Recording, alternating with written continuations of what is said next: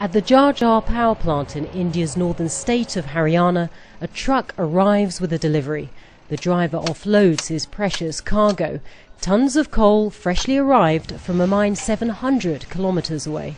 What should be a common sight here is actually a highly unusual one, because despite being just a few months old, this high-tech facility is struggling to get enough coal to produce electricity for the state. This is our coal storage yard.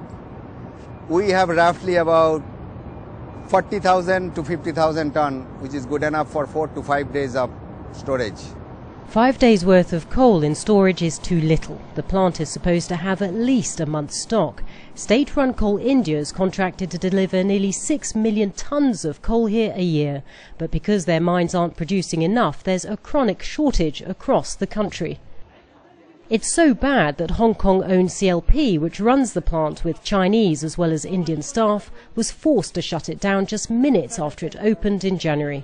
3 months later it's up and running, but managers say coal supply is erratic and the situation will become more urgent when CLP brings a second unit online in weeks. We have 2 units, so roughly 20,000 tons per day. That's what we will require to run the power plant in full load. At this point, we are getting about 2 rakes, which is equivalent to roughly 8,000 tons per day.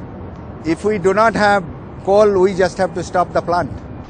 Across India, plants like this are idling or reducing output because of a lack of coal, which fuels half the country's energy.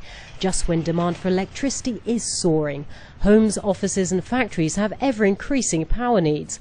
But it's not just about coal. Oil and natural gas are also in short supply. And experts warn without fuel, India's growth engine could stall. Here in Haryana, people living near the Jhajjar plant only have 2 hours of electricity in the day and 6 at night.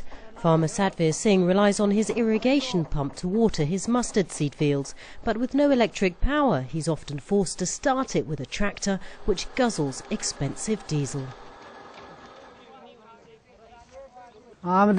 Look, how much do you think I can earn from this field? I make 5,000 to 6,000 rupees a month from producing mustard seeds, but I spend about the same amount on diesel. Nearby in the village pharmacy, the owner strives daily to keep life-saving medicines and vaccines cool in the searing Indian heat.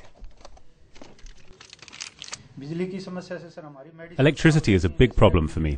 Our fridge does not work, so medicines and expensive vaccines get spoilt. It's a big problem.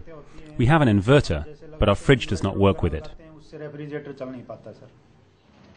The government's short-term solution to its energy woes is to increase imports, but rising costs of coal, gas and oil imports could become a burden on a nation already dealing with a yawning fiscal deficit.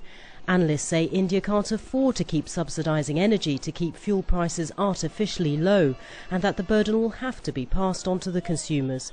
But that's easier said than done.